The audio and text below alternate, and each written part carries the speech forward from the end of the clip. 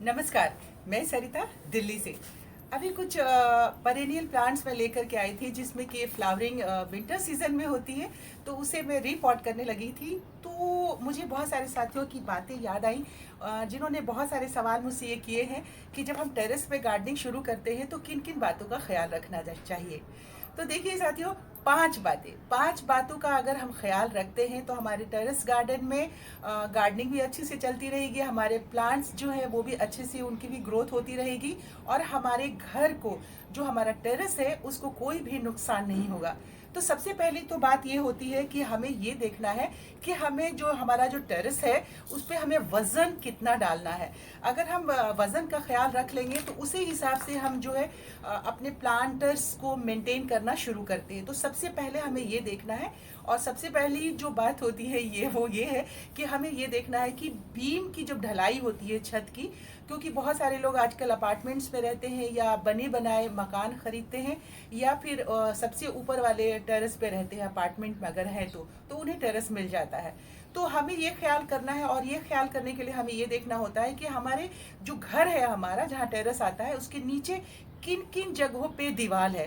तो जहाँ जहाँ दीवारें आती हैं नीचे वाले साथ में, वहीं पे ऊपर छत पे बीम ढलाई होती है। तो अगर आप बहुत ज़्यादा मेंटेन नहीं करते हैं तो आपको इस बात का ख्याल रखना है कि जहाँ जहाँ बीम की ढलाई हुई है, यानी कि जहाँ छत के नीचे दीवारें हैं, उसके ऊपर ही आप प्लांट्स को फिक्स करिए, प्लांटर्स को। और वो चूंकि नीचे दीवार है तो वो वजन ले पाएगा। तो सबसे पहली बात तो ये है। दूसरी इम्पॉर्टेंट बात जो होती है वो ये है कि हम प्लांटर का सिलेक्शन करते हैं। अगर आप बिल्कुल प्लानिंग के साथ टेरेस गार्डनिंग आप कर रहे हैं तो, और अगर प्लानिंग के साथ नहीं कर रहे हैं तो भी, अगर आपने जैसे आपके पास गमले थे, आपने शुरुआत कर दी, तो अब जब आप गमले खरीद रहे हैं तो ध्यान रखिएगा कि लोग सजेस्ट करते हैं, लोगों की बातों को विश्वास भी करना चाहिए। हमारे बहुत सारे गार्डनर मित्र कहते हैं कि क्ले पॉट ज़्यादा खूबसूरत होते हैं और प्लास्टिक पॉट नहीं होते हैं, लेकिन हम कहते हैं कि 3-4 चीज़ों का ख्याल रखिए। मेरे आपने टेरेस गार्डन में देखा होगा कि प्लास्टिक के पॉट ज़्यादा हैं, इसलिए है क्योंकि मैंने टेरेस पे ये गार्डनिंग की हुई है, तो मुझे कोई बुरा नहीं लगता है। मैं प्लास्टिक के पॉट, और अच्छे अच्छे डिज़ाइनर आते हैं, बस उसमें पानी को कैसे मेंटेन करना है इसका हमें ख्याल रखना पड़ता है। तो अब मैक्सिमम या तो प्लास्टिक के पॉट्स लीजिए या फिर बैग लीजिए। ग्रो बैग्स जो आते हैं वो भी आजकल बहुत कलरफुल और डिज़ाइनर आने लगे हैं, तो ग्रो बैग लीजिए और उसमें आप ग्रो करिए हर चीज़ को, हर प्लांट को। बड़े से बड़े ग्रो बैग्स मिलते हैं।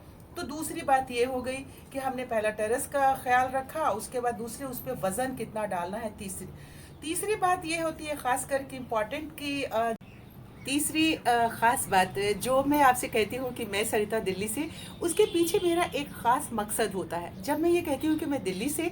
और दूसरी बात, जब मैं कहती हूँ कि मैं अपना अनुभव शेयर कर रही हूँ, तो ये मान लीजिए आप कि मैंने पूरा एक्सपीरियंस किया है उस किसी भी प्लांट के साथ में और प्लांटर के साथ में, उसी को मैं आपसे बता रही हूँ। मैं कभी भी ये प्रेशराइज नहीं करती कि आप जो है इस तरह से ही लगाइए या इस तरह से करिए।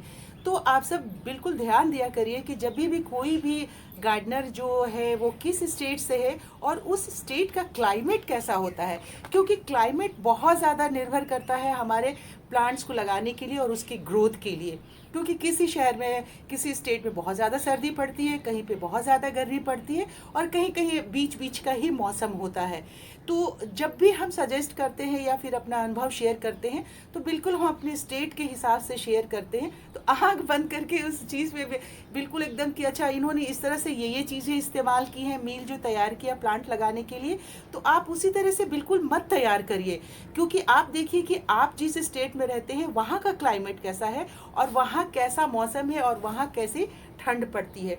जैसे कि मील तैयार करने के लिए मैंने आपसे अनुभव पहले भी शेयर किया है और फिर अभी बता रही हूँ कि जो मैं मील तैयार करती हूँ, ये हमारी चौथी बात है कि मैंने जब गार्डनिंग शुरू की थी, 2 साल हो गए मुझे, तो गार्डनिंग शुरू की थी तो मैं ऑब्वियस है कि मैं मिट्टी में ही लगाती थी, लेकिन बहुत सारे प्लांट्स मेरे चलते थे, बहुत सारे प्लांट्स नहीं भी चले, तो बहुत परेशानी हुई। उसके बाद मैंने कहा कि थोड़ा सा चेंज करके देखती हूँ, क्योंकि ये टेरेस पे मेरा गार्डन था, तो मैंने लाइट वेट मील तैयार करना शुरू किया। तो जब मैंने लाइट वेट मील तैयार करना शुरू किया तो शुरू में थोड़ा सा क्या मिक्सचर, क्या क्वांटिटी किसकी होनी चाहिए, उतना ज़्यादा नहीं समझ में आता था। धीरे धीरे जब मैंने वो मील तैयार करने लगी तो मुझे बिल्कुल समझ में आ गया कि कौन से प्लांट के लिए और किस प्लांटर में कितना मील डालना है आपको। तो उसी हिसाब से जैसे कि ज़्यादातर मैंने मील किया कोकोपीट्स के साथ में, मैंने फंजीसाइड वगैरह और पैरालाइट वगैरह मिक्स करके मैंने लाइट वेट बिल्कुल जो इसका मील होता है प्लांट्स का वो मैंने तैयार किया, और उसमें मेरे प्लांट्स जो है अच्छे से ग्रोथ करने लगे। आप सब देखते रहते हैं हमेशा। तो अपने क्लाइमेट के हिसाब से मील तैयार करिए। जो चौथी बात होती है वो ये है कि जब हम आपको बताते हैं कि भैया ये फंजीसाइड यूज़ करिए या इस तरह का करिए, तो बहुत ज़्यादा लोग जो है सजेस्ट करते हैं। हम लोग भी शुरू शुरू में यही कहते थे कि नीम ऑयल का आप छिड़काव करिए। नीम ऑयल जो है वो ऑयल है, तेल है, और तेल का किसी चीज़ पे अगर लेयर जम जाता है तो उसे छुटाना हटाना बहुत मुश्किल होता है। तो इसी तरीके से अगर हम नीम ऑयल का कंटिन्यूसली यूज़ करते रहेंगे तो पत्तों पे लेयर जम जाएगा। इन पत्तों के जो फोटोसिंथेसिस यानी प्रकाश संश्लेषण की जो क्रिया होती है जिससे कि अपना मील लेते हैं, वो रुक जाएगा, क्योंकि यहाँ से जो पीछे पीछे पत्तियों के छोटी छोटी नसें होती हैं, इसी के हिसाब से वो इससे जो है अपना मील ग्रहण करते हैं और पूरे पौधे को, पूरे पेड़ को पहुँचाते हैं। और लास्ट जो सबसे फाइनल पांचवी चीज़ है, उसका तो हमें बहुत बहुत ही ख्याल रखना है। पांचवी चीज़ जो सबसे ख्याल रखने वाली होती है कि जब भी आप इसे किसी को सजेस्ट करते हैं या किसी को देखते हैं या किसी का वीडियो देखते हैं कि अच्छा इस पौधे को आपने रखना है धूप में या छाए में रखना है, तो वो एक जो चीज़ होती है ना, एक चीज़ मान के रखिए कि ज़्यादातर 90% जो प्लांट्स विंटर सीजन के होते हैं उन्हें धूप चाहिए होती है।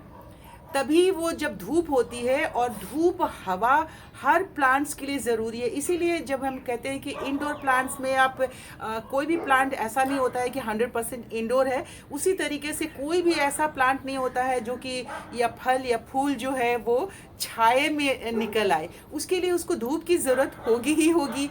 तो हर प्लांट को 3-4 घंटे की धूप चाहिए होती है, तभी वो फूल खिलाता है या फल उसमें से निकलते हैं।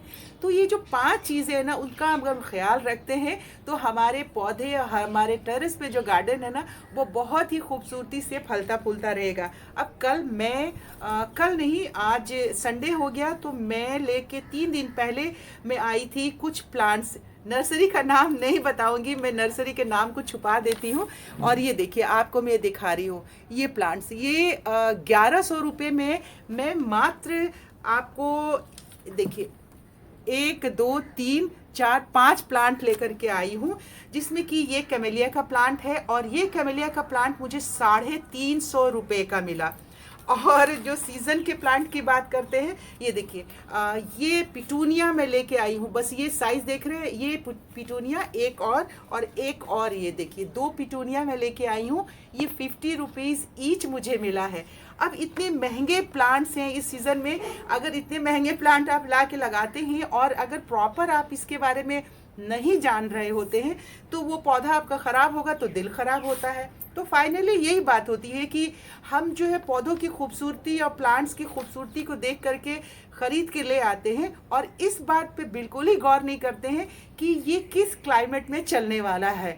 तो इस चीज़ का ज़रूर आप सब ख्याल रखिए कि ये किस क्लाइमेट का पौधा है और कहाँ हमें लगाना है और किस जगह पे इसे रखना है।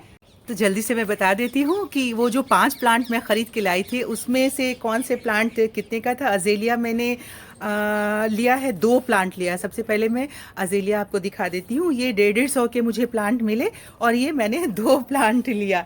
और कमेलिया मैंने आपको दिखाया था, वो 350 रुपये का प्लांट था। और ये प्लांट जो है, ये देखिए स्थल कमल का प्लांट है, ये प्लांट मुझे 100 रुपये का मिला। अब मैं इसकी खूबसूरती देखकर ले तो आई हूँ, लेकिन इसके साथ मुझे बहुत मेहनत और मशक्क़त करनी पड़ेगी, क्योंकि ये बिल्कुल ठंड में फूल देने वाला और चलने वाला प्लांट है। इसके साथ साथ मैं एक बहुत सारा देख रही थी और मुझे बहुत दिनों से शौक़ था, ये छिपक कली एक प्लांट कहते हैं सारे। मैंने बहुत सारे गार्डनर को देखा था, तो मैंने उनसे पूछा कि उनके पास है, ये प्लांट था। और ये प्लांट मुझे देखिए, ये छोटे से प्लास्टिक पाउच में है, ये 75 रुपीज़ का मुझे मिला है। और बिल्कुल उन्होंने अपने नर्सरी में ये लगा के रखा है कि यहाँ पे बारगेनिंग नहीं होती है। तो इस तरह से हम बहुत बार जो है महंगे महंगे प्लांट्स देख के उसकी खूबसूरती को देख कर ख़रीद कर ले आते हैं, और बाद में जब अगर वो प्लांट नहीं चलता है तो हमें बहुत अफसोस होता है। तो जो फाइनली एक चीज़ है, इन सारी चीज़ों को दिखाने के पीछे मेरा मकसद बस इतना ही था कि जो फाइनली ये चीज़ है कि आप ज़रूर इस चीज़ का ख्याल रखिए कि आप किस स्टेट में रहते हैं, आपके स्टेट का क्लाइमेट क्या है, और उस क्लाइमेट में प्लांट्स कौन से चलेंगे और कौन से नहीं चलेंगे। तो अब आप सब अपने अपने गार्डनिंग का ख्याल रखिए, आप सब भी पौधे लगाइए। आज छुट्टी वाला दिन है और मुझे भी बहुत सारा काम अभी करना है। बस ये वीडियो बनाने में ही मुझे इतना सारा टाइम लग गया।